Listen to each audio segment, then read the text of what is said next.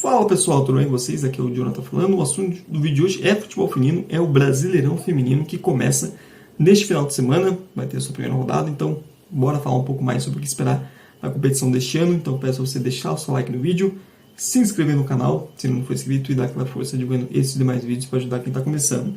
Iniciando com um pouco com o regulamento, né? São 16 equipes, assim como nos outros anos. Um turno único, 15 rodadas, todas contra todas. As 8 melhores equipes avançam para o mata-mata. Os quartos de finais, semifinais e decisão, todos em jogos de ida e volta. A gente conheceu a grande campeã deste ano. A mudança no regulamento em comparação a anos anteriores está na questão do rebaixamento. Se em outros anos caíram 4 equipes, 4 de 16 era muito, de fato.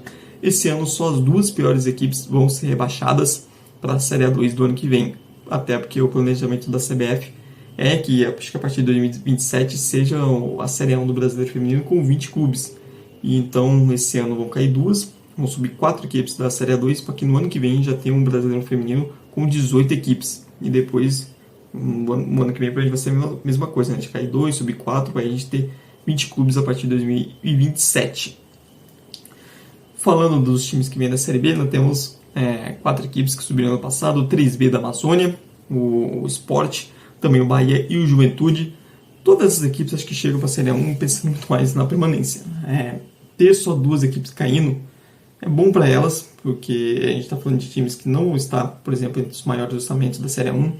Então é uma chance de conseguir se manter, de conseguir dar mais estabilidade aos projetos. É algo que eu era crítico no Brasileirão Feminino, isso. Ter 4 equipes caindo em 16 era muita coisa. Isso afetava demais a estabilidade, isso acabava tornando muito difícil que um time que saísse da Série A2 sem ser um dos grandes conseguisse se manter na Série A1. Isso fazia com que, se um projeto tivesse um ano abaixo, um ano ruim, praticamente ele iria para a Série A2, e essa diferença de Série A1 e Série A2 é uma diferença considerável, ainda mais para um futebol feminino que está tentando estabelecer, né, que está buscando mais apoio, e uma queda para a Série A2 é visto como algo muito negativo. Para você voltar e voltar bem, não é simples, não é fácil. Então, você ter menos rebaixados é muito positivo para essas equipes. Entre as que se manterem, tem, por exemplo, a Brasília também, que é uma equipe que pode se beneficiar com isso, que já vem há alguns anos, e que por não ser um time de grande investimento, por não ter hoje de um estado que, por exemplo, tem times masculinos nas primeiras divisões, é ainda mais importante, né, você ter menos rebaixados para que você consiga ter condições de atrair investimento, para você montar um time que seja capaz de se manter na primeira divisão. Acho que 4 era muito mesmo. Vamos ver quando com 20 clubes e tudo mais, né, e com 4 rebaixados, fica mais ok, né? Fica menos pesado, e permite que mais projetos consigam se estabelecer, que consigam criar um hábito dentro das suas regiões, dentro dos seus locais, das suas cidades, de trazer o torcedor para dentro do estádio, consiga você criar projetos mais a médio e longo prazo, principalmente as equipes que não estão no topo, né, que não estão no topo de investimento, como Corinthians, São Paulo, Palmeiras, Flamengo, Inter, entre outros. Para essas equipes é muito importante ter uma Série A1 com menos rebaixamento, permite mais estabilidade, permite sonhar com um futuro a médio e longo prazo melhores. Vamos ver com o Bahia. O Bahia é uma equipe que eu estou de olho, o Juventude também vem crescendo nos últimos anos, até com trabalho com categoria de base, mas o Bahia tem a promessa de investir mais, tentar fazer um time mais competitivo, não só ser um figurante. Vamos ver se consegue fazer isso. Dos 4, quem que eu estou com a maior expectativa de acompanhar, quem que eu estou com a maior expectativa, pensando em ter um desempenho melhor do que só brigar contra o rebaixamento, de poder fazer jogos mais equilibrados, contra equipes mais fortes.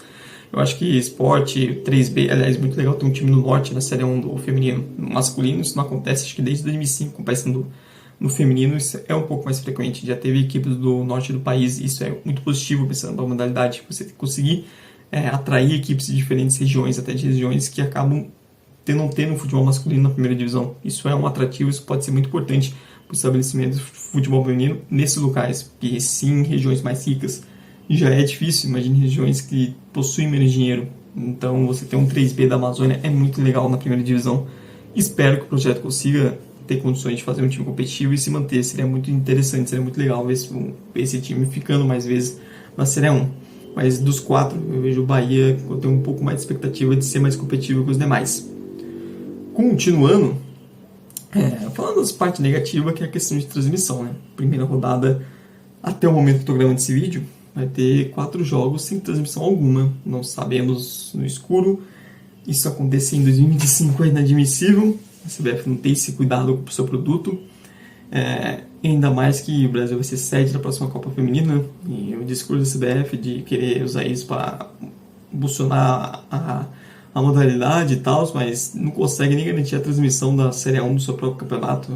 É um discurso meio hipócrita, meio não, né? Bastante, né? Mas é impressionante a capacidade, é impressionante como a CBF está cada vez mais desleixada com todas as suas competições, seja de base, masculina e feminina. E feminino também continua com esse problema. Demoraram para soltar a tabela desse ano, o calendário do futebol feminino brasileiro desse ano. E saber que a primeira rodada pode ainda ter jogos em escuro é muito vergonhoso. A classificação joga muito contra o produto e só atrapalha o crescimento dele. Vamos ver, né? A gente tem essa novidade que a TV Brasil mostrando jogos, que é positivo. Tem Sport TV também já vivenciando parceria nos últimos anos. No ano passado, o canal Gold chegou durante a competição para mostrar esses jogos que, em tese, ficaram em branco. Vamos ver se tem essa parceria novamente esse ano, ou com algum outro canal assim, de YouTube, etc., que possa ser mais um agregador, que possa ajudar a não ter mais jogos em escuros, né? Porque, primeira divisão nacional ter jogo no escuro é muito amadorismo, é muita sacanagem, não é mesmo? Mas falando um pouco mais sobre os times, obviamente que o time a ser batido é o Corinthians, o atual pentacampeão brasileiro feminino, ganhou no ano passado novamente, mas convenhamos que esse é um Corinthians, que esse Corinthians pós-Arthur Elias, é um Corinthians que se apresenta muito mais batível do que em outros momentos, né? Lembrando que as duas últimas finais do Corinthians feminino, tanto no Paulista quanto agora na Supercopa, ele foi derrotado, ele perdeu tanto para o Palmeiras quanto para São Paulo. Ou seja, é um Corinthians que vem se mostrando muito mais acessível aos seus adversários, seja porque o nível das outras equipes vem subindo, seja também porque esse Corinthians do Piscinato não empolga ninguém, e o nível do time já foi superior.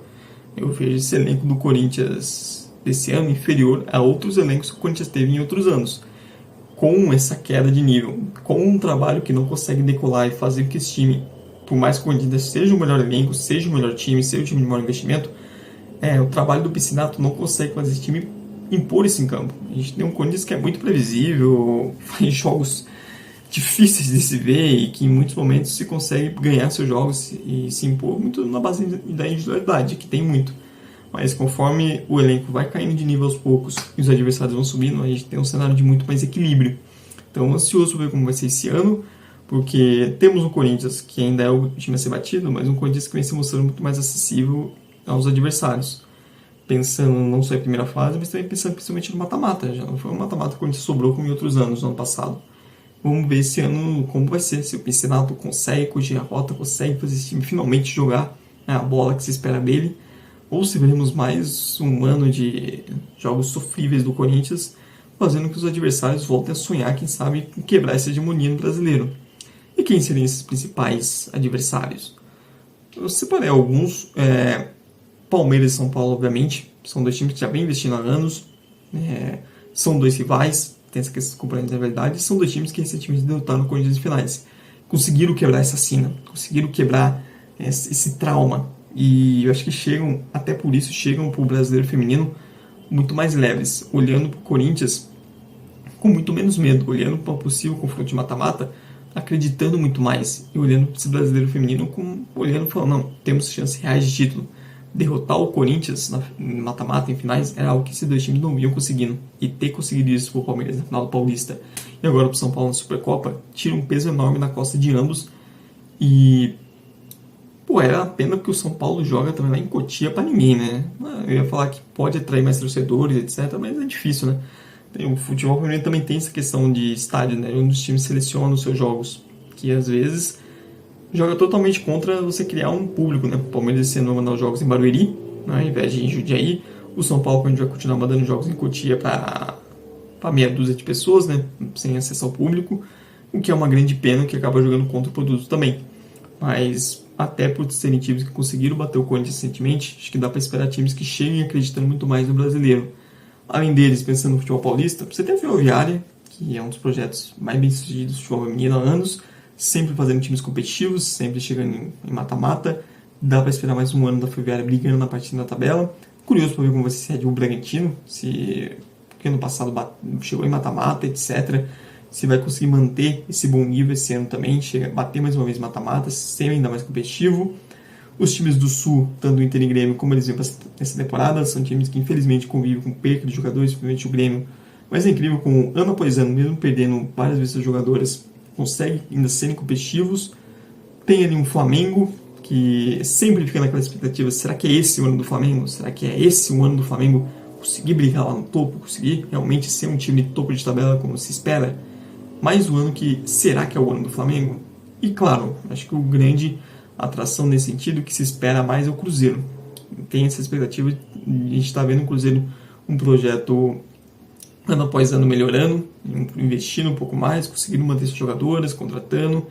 Tem essa expectativa do Cruzeiro conseguir dar o salto de vez para ser um dos principais times do futebol feminino brasileiro, brigar mais lá no topo da tabela mesmo, incomodar mais os paulistas, né? Porque hoje o grande força do futebol feminino brasileiro são as equipes de São Paulo, Corinthians, Ferroviária, São Paulo, Palmeiras.